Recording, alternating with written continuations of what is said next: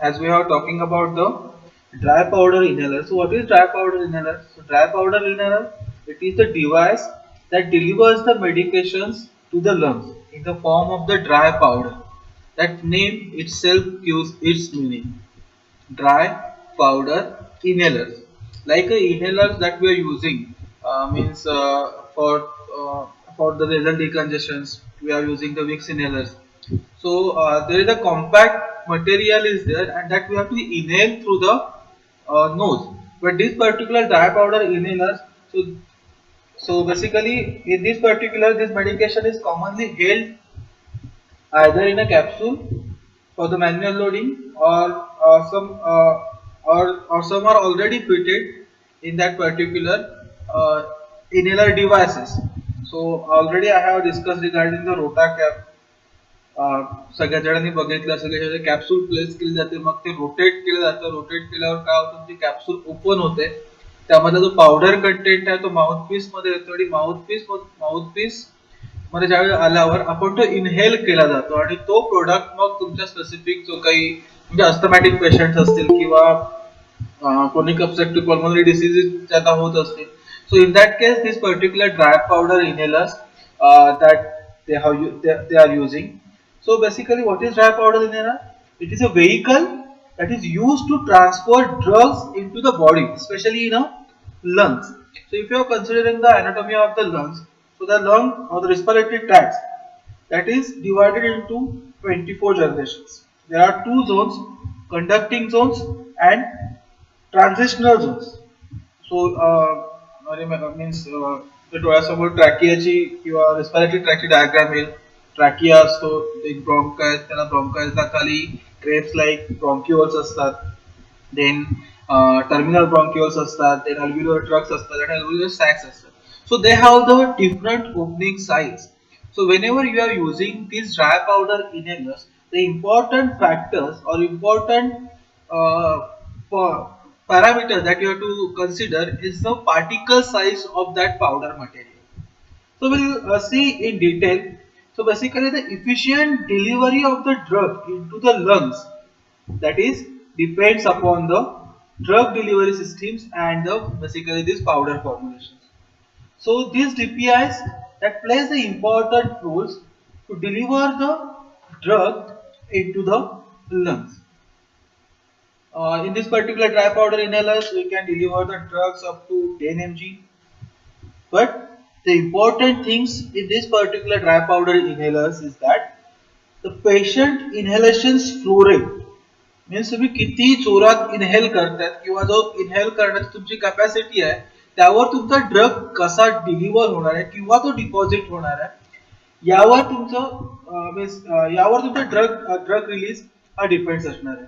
So basically in metered dose inhaler that we have seen, की metered dose inhaler आणि आपण जर हे कन्सिडर केलं DPI, so the main difference is that a main difference between the DPI and MDI is that basically the propellants that is used. In last lectures I have shown you one MDIs, metered dose inhaler, salbutamol metered dose inhaler that I have shown. So which contains some types of propellant, but this particular dry powder inhalers which does not contain any propellant.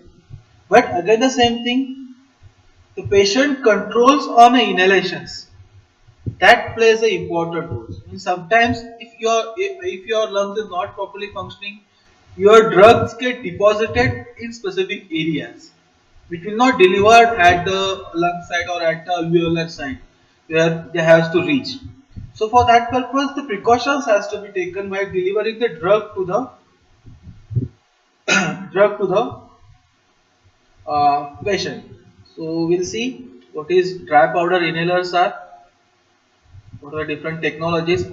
So the DPI is the device that delivers the medications to the lungs in the form of dry powder. So that the name itself gives its meaning, dry powder inhalers. So basically these are commonly used to deliver the medications such as inhale corticosteroids into the lungs. So this inhaler is breath activated. Breath activated means what? As I have said, the lung capacity or the inhalation capacity that plays an important role to deliver the medications to the lungs. So these are the commonly used to treat the respiratory diseases such as the asthma, bronchitis, emphysema, and chronic obstructive pulmonary diseases. So in this case, this particular medications are used. As I have discussed, this particular medications is commonly held either in a capsule or inside the inhaler itself. So there are different types are there. Reservoir based system is there, or we can say the single dose system is there. So single dose system, that means in a capsules where powder material is filled, and the reservoir system, the inhaler is inside itself fitted with the specific amount of the drug candidate. So this medication is released only when you take a deep, fast breath in through the inhalers. So basically, once loaded or activated, the operator puts the mouthpiece of the inhaler into the mouth and takes a deep inhalations. Basically, the difference between uh, these DPIs, these are different from the MDI, that is meter dose inhaler. So in the meter dose inhaler, that pushes the medications into the lungs. आपण activate केल्यावर काय होतं, तो जो drug आहे तो आपल्या lungs मध्ये जातो from the metered dose inhaler. But here for the dry powder inhalers you have to inhale. You have to take the deep inhalations, and then only whatever the powder materials will be there, that can be entered into the lungs. So these are the commonly used to deliver the medications like inhaled corticosteroids into the lungs. So this is the different than the metered dose inhalers that pushes the medications into the lungs. There are some marketed examples they are shown here, like a dry powder inhalers that includes Adavir, Discus, Asmanex, Pulmicort, or the Flexalis. So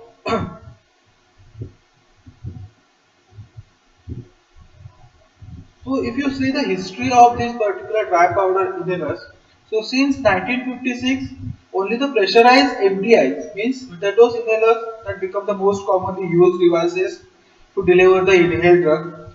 But now the advantages or the advancement in science and the technology, the pulmonary drug delivery has become the route of choice for through this particular DPIs in 1967. In means first DPI that is formed in 1967, and in 1988 the first multi-dose device, that is turbohalers, was introduced. So we'll see what are the advantages of this particular DPIs, what are the types of DPI. So as I have already discussed, the two major advantages of DPI over the MDI.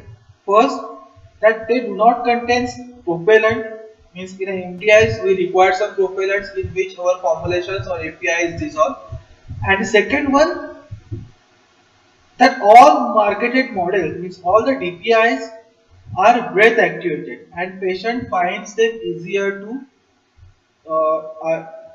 use than the MDS. But this second advantage is that breath actuated, that advantages that we are talking, it may be disadvantages also, because in order to disperse the powder into the lungs efficiently, means inhale rate that plays an important role.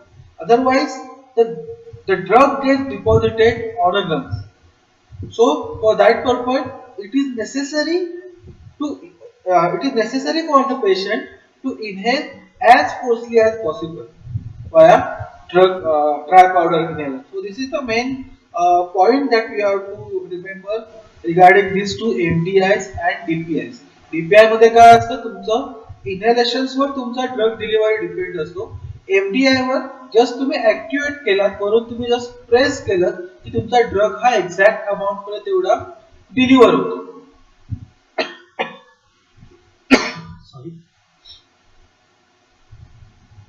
So these are the different types of DPIs. Basically, that is depends upon the transport, passive DPI and the active DPIs. Basically, there are three types of DPIs are there. First is unit dose. It is called as a single dose also, then multiple unit dose, and third one reservoir dose. Here we can see basically passive and the active, that will depend upon the transport, means depending upon if you are using the carriers in the sense if any polymers that we are using to deliver your medicament at the lungs. So that types of there. So under the carrier base again there is a single dose and the reservoir base. Agglomerate type DPIs that only contain the reservoir waste, and active that is only the single dose, means in a capsule or likewise. So what is single dose or the unit dose device, in which individual dose is loaded in a gelatin capsule or in a blister, and that is loaded by the patient before the use. That is called as a single dose or unit dose devices. Secondly, the multiple dose are there, or the multiple unit dose devices. Basically multiple unit dose means that all the dose which contains series of the blisters or the series of the capsule that is fitted to that particular devices or the apparatus. Okay. So that is the difference between the unit dose and multiple unit dose devices. And last one, that is the reservoir base. So reservoir devices in which powder is metered from the storage unit by the patient before the inhalations. Okay, so until the mid 1980s, this particular only single dose devices are there, but after the 1980s they find some multiple unit dose devices like discus is there, or aquelars are there, and some reservoir devices is also there, like a turbular. So in 1988 the first multi-dose devices turbular was introduced. So these are the three types of DPI. First is unit dose devices, or we can call it as a single dose devices. Second one, multiple unit dose devices which contain the series of the capsules, means single dose but multiple dose are fed or loaded in that particular devices. And last one, that is the reservoir devices in which powder is metered from the storage unit by the patient before the inhalation purpose. So these are the three different types of DPIs: dry powder inhaler. So what are the ideal characteristics of DPI? So here effective dosing will be carried out, uniform doses throughout the life that can be achieved, targeted and optimized delivery. So basically control the respirable function fractions, inhalations of the dosed independent aerosol generation. So that is the main advantage, or we can say the main characteristics of these DPIs. And obviously it will operatable at low inhalation flow rate also. So the targeted and optimized delivery that can be achieved through the dry powder inhalers. Also good environmental productions, design optimized by the use of the particle engineering, means you can reduce the particle size, or by the manufacturing innovation process, so you can optimize the designs of that particular DPIs. In process control for the quality that can be maintained, basically which is compact, portable, cheap and reusable and efficient devices as compared to the MDI, because when you are preparing the MDI, the cost of the canister, the cost of the basically propellant that we are using, that can be reduced here, and that particular whatever the devices that we are using for the DPI, that can be reusable, means once you use that particular devices, you can clean the mouthpiece and you can use for the next time also, and clear comparative data for complaints, so that can be obtained whenever you require. So these are the some ideal characteristics of DPI. So we have seen what is dry powder inhalers and what are the ideal characteristics of the required DPIs. So these are the advantages. Environmental sustainability can be maintained as we are not using any propellant in these particular formulations. So whenever we are using a propellants like a chlorofluorocarbons in a specific formulation, they will causes the ozone depletations. So here, as we are not using any propellant in these particular formulations, the environmental sustainability can be maintained. It is propellant free design, no coordination is required, less potential for the formulations problem as we are not using the other ingredients. We are preparing the powder formulations and as we know, as compared to the other dosage form, the simple powder dosage forms means they can easily formulate it and their compatibility with each and every ingredient is very much high as compared to the others. So that's why it is less potential for the formulation problem, less potential for the extractable from the device components. Formulation stability can be maintained because all are in a powder form. But again the same thing, as it is in the powder form, you have to take the precautions that it should not be get compacted during the storage and all these conditions, so the formulation stability can be maintained and no need to hold the brick during the uh, using this particular DPIs. But along with that, there are some disadvantages also, which having the adequate inhalations means, as already I have discussed, the delivery of the medicament, that is based on the patient inhalations flow rates. So sometimes that can affect on your drug delivery. So the patient must require the adequate inhalation capacity. Obviously, it will be the age dependent. The same reasons that I have discussed just now. Deposition efficiency depends on the patient inspiration airflow.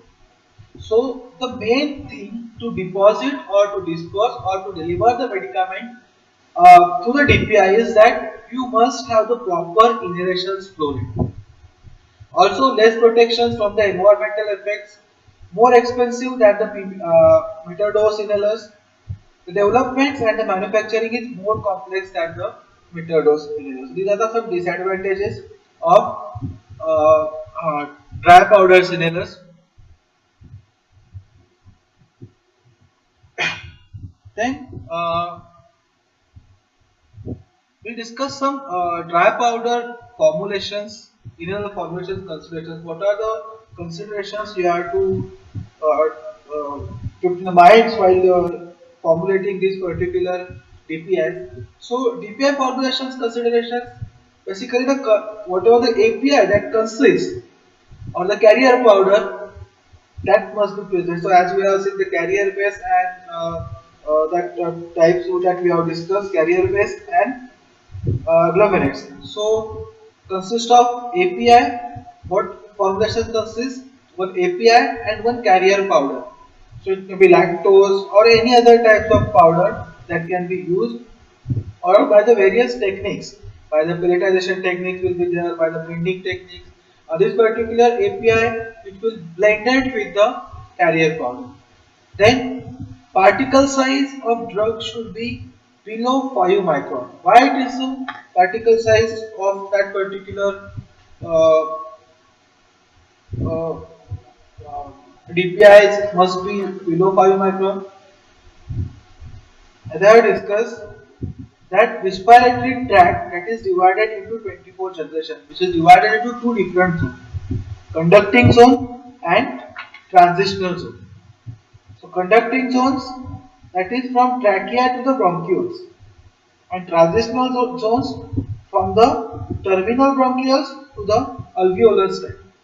So the particle size which they allow to pass through that specific region from to the conducting zone to the uh, translating zone, they are only allowed 2 micron to 10 micron particle size. So for the DPIs, the particle size of drug should be less than 5 micron. So in between 2 to 10 micron, you can maintain the particle size for your DPI. So there are various techniques are there, control crystallizations or precipitation method or microionization technique that you can use, or the pelletized micropellets that you can use for the reducing the particle size. So the microionized drug particle that achieve good aerodynamic properties of the dispersed powders. and improvement in the formulation's performance by development of the tertiary excipients, like we can use the magnesium stearate or the leucines, so they can be used as a carrier powder, so that can improve the formulation performance, like they can improve the flow properties, means the flowability of that particular DPI that can be improved. Also helps in improving the performance of the formulations by interfering with the interparticle bonding due to its anti-adherent actions. As in a tablet formulation that we are using the this particular magnesium stearate or the lactose as a lubricant, or a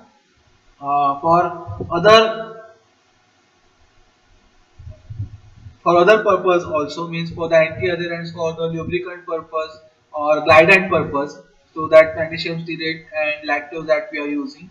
So while formulating the this particular DPI, this particular point has to be considered. The important thing that you have to consider the blending capacity and the particle size. It should be less than 5 micron. Okay, so there are some carrier powder that these particular carrier powder mix they are given here. So carrier used in this particular DPI systems. What are the different carriers that are used and why they are using? So these are used to improve the drug particle flowability, which will improving the dosing accuracy and minimizing the dose variability. As a bulking agent, basically these carriers they are using. So what are the different carriers they are using? As a lactose they can use, mannitol they can use, glucose, sorbitol, maltitol or xylitol that can be used as a carrier in this particular DPI, because these are the more compatible with most of the drug candidates. Also, these particular carriers that are used to facilitate the easy emissions of the drug particles from the capsules and the devices, and that will be increased. So, this particular easy emission thereby increasing the inhalation's efficiency. So, these particular designs of this particular carrier particle that plays the important role for the development of this dry powder in there. So these are the different advantages, or we can say these are the importance of use of carriers in a DPIs. The important thing, obviously, they are increasing the flowability of your powdered material.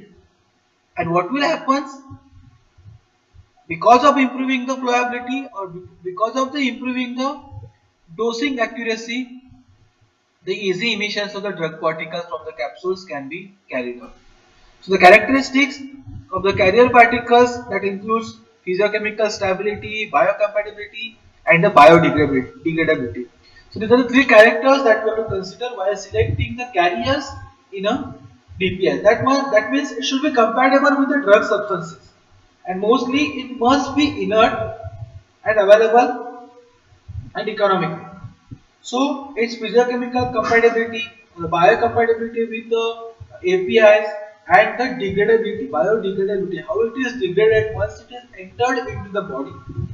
That also you have to consider while selecting the DPIs. So as I have given the examples also. Examples of the DPIs are lactose, mannitol, glucose, sorbitol, maltitol, and xylitol. So mostly lactose that is used. So what are the advantages of the lactose? Is lactose as a carrier. So obviously which is having the less toxic profile, so which is very investigative toxicity profile, which is having the physical and the chemical stability. It is mostly compatible with the most of the drug substances. Obviously the availability of the lactoses and the low cost. Now the important thing that we are going to discuss, that is the techniques for the DPI formulations.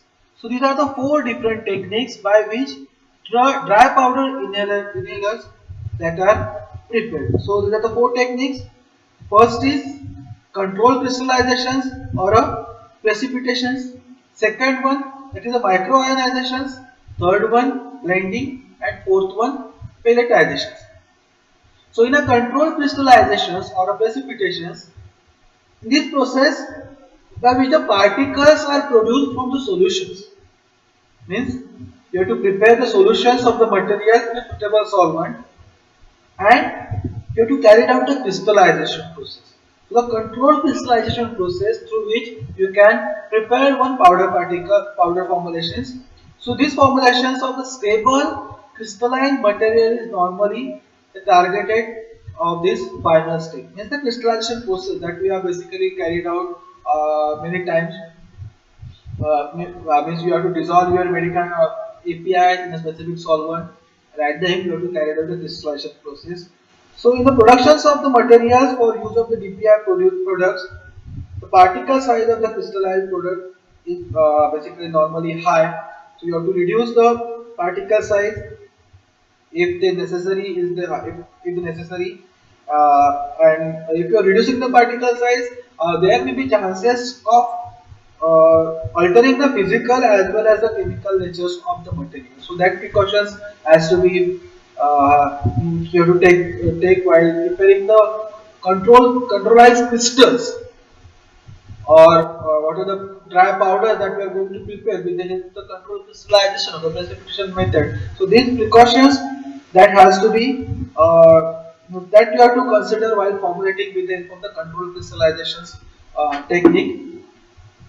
Then second one, that is the microionization technique. So microionization, as we have studied in particle size reductions also. So what is microionizations? So microionization that involves a high energy particle size reductions technique that can convert the coarse diameter particles into the fine particles having the diameters of having the diameter less than 5 micron.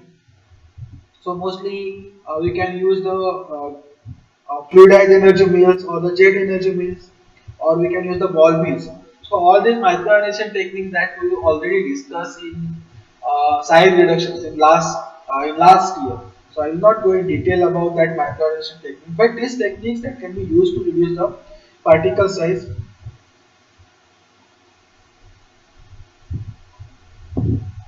So then another one, blending is there. So this particular blending it serves as a commonly used method for the improving the flowability or the fillability or the dispersibility of the small cohesive particles. So basically the objective of this particular blending or the mixing process is to produce an ordered powder in which the small particles that are attached themselves to the surface of the larger carrier particles. So these particular blending techniques, when we are using some carrier materials in that particular DPX, and the final formulations or the final product performance of the powder blend in this particular DPI, it ultimately depends on the individual drug and the carrier property as well as the process by which they are blended. So there are different types of equipments are there. V-shaped blenders are there, or the hexagonal blenders are there.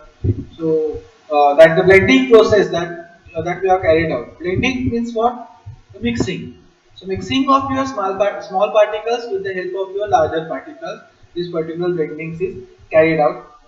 And last one, it is the pelletizations or the micro pellets. You can say. Sorry. So this particular process involves the deliberate agglomerations of the fine grained materials into the less cohesive and the larger units.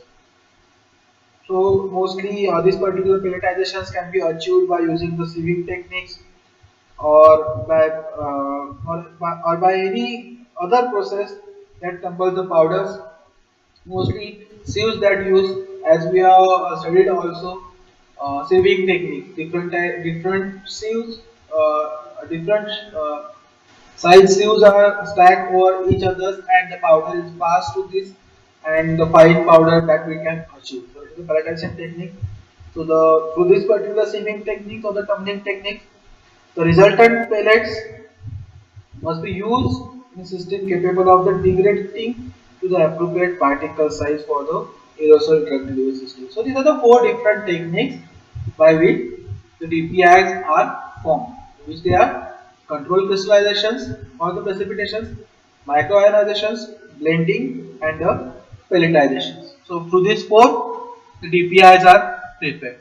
Now the last part of DPI is that the quality control testing or the characterizations of the DPI. So first, appearance and color. So appearance and color should be checked for the drug as well as for the devices. If any color is present with the formulations, then you have to perform some quantitative test with the relevant acceptance or the relevant acceptance criteria, and that you have to establish the data regarding the appearance and the color of that particular powder formulations. Then particle size analysis. There are various techniques that can be used for the particle size analysis.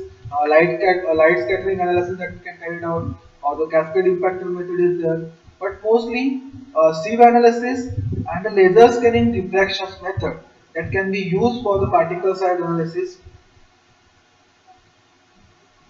Uh, so that we all know what the methods are and how the particle size analysis is carried out. Then importantly, the moisture content.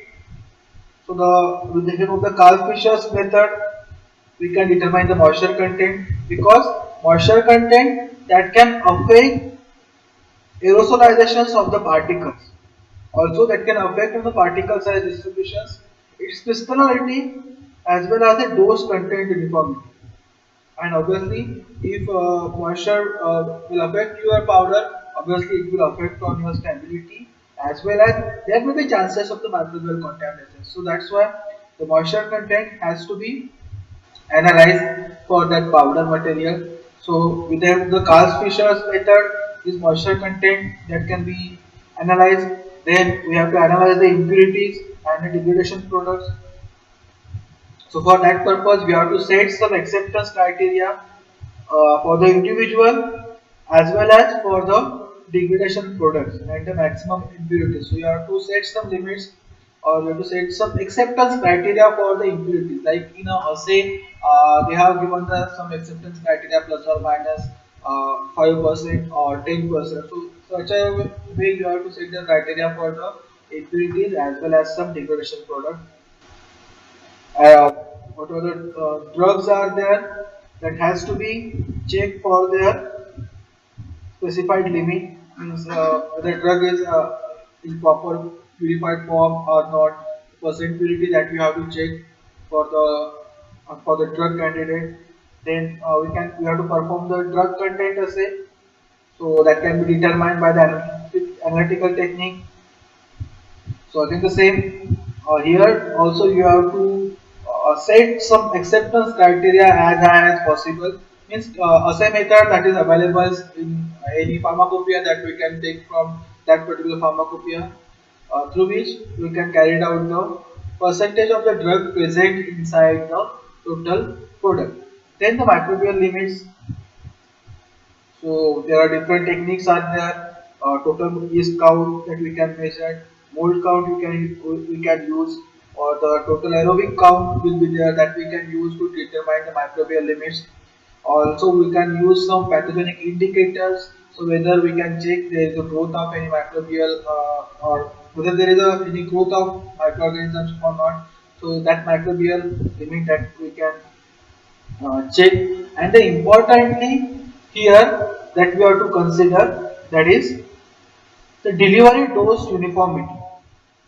So here both air flow rate and the total volume of air drawn through the devices should be thoroughly evaluated. So the volume of the air drawn through the devices, uh, that you have to determine, and the dose accuracy or the dose uniformity that has to be checked. So for that purpose, basically you have to consider the flow rate and the total volume of air that is drawn through the devices.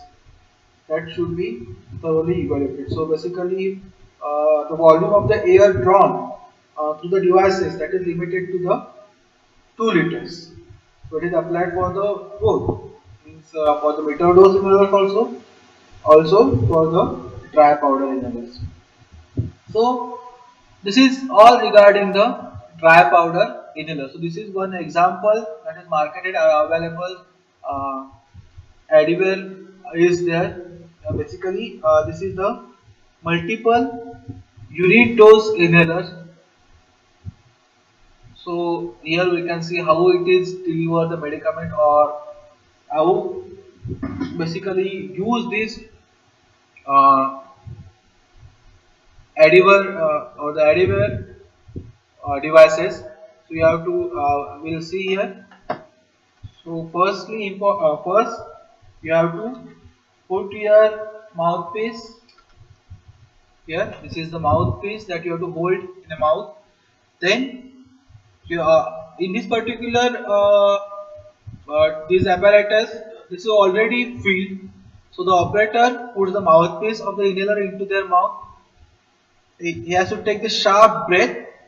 Here you have to slide the lever so that the drug content will be there that comes into the mouthpiece. You have to take the sharp breath and deep inhalations that you have to take place.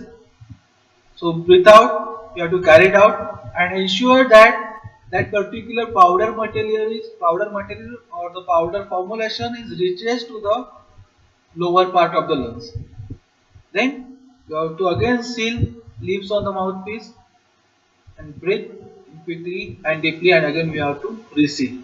So this is the, we can see, this is how the particularly dry powder inhalers are used, whether it is a single dose, whether it is a multiple dose, or whether it is a reservoir system. For the reservoir system, you have to load the dose. For the single dose, the capsule is there. You have to place the capsule at the specific positions. You have to rotate in clockwise. Once you rotate, the capsule will be break and your powder material that will fall into the mouthpiece, and then you have to inhale that uh, powder material. Okay, so this is all regarding the dry powder inhalers. So what we have covered under the dry powder inhalers, what is meant by dry powder inhalers, and then their advantages, their disadvantages also, the different techniques that are used for the formulations of the dry powder inhalers, and their characterizations of the dry powder inhalers. So basically either middle dose inhaler or either dry powder inhalers, uh, the questions will be there for the 4 marks. Basically, most of the time they are asked, if you go through the question paper, there is a compulsory questions of the dry powder inhalers. Or if you see the blueprint also, uh, they have strictly mentioned the questions of the dry powder inhalers. So whenever the questions comes and the dry powder inhalers, you have to give these detailed informations regarding what is dry powder inhalers, what are the different types of the dry powder inhalers, then advantages, disadvantages, what are the considerations of the dry powder inhalers, basically the particle size that must be included in these particular dry powder inhalers. So it should be less than 5 micron. Okay, then different techniques are there. At least you have to enlist the techniques that are used for the preparations of the dry powder inhalers, and the different characterization techniques also. Okay, so we'll stop here. So in next lectures, we'll discuss about the different manufacturing methods that are used for the aerosol formulations. There are 3 different methods that we'll discuss in a next lecture. Okay, so we'll stop here. I will share the note for the dry powder inhalers, and once we will cover the aerosol topic, we'll conduct one test also. Okay, so we'll stop here. Thank you.